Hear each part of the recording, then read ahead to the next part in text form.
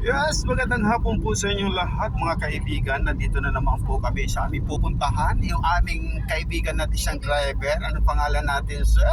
Eduardo Si, Santiago Nazareno. si Sir Eduardo Santiago Nazareno. Napakaganda pangalan. Talagang dito napakabait talagang. Nagkikintuhan kami talaga na gusto naman talaga na pakinggan yan. Parang gusto niya talaga sumali. Sana makarating po siya doon sa aming pinupuntahan. Ngayon lang namin siya na isama kasi kumbaga ngayon lang din kami nakalabas. Ito, meron po kami mga kasama nandito sa loob ng sasakyan. Yan. Ayan, yung kaibigan ni Helen. Yan, yung kaibigan ni Helen. Yan. Tapos yan si Helen. Yan. Nandito na kami banda sa may wildlife. Paglapit na wildlife. Yun.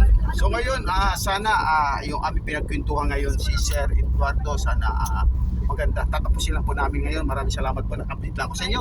Bex Maria. Thank you. Bye-bye. Yes.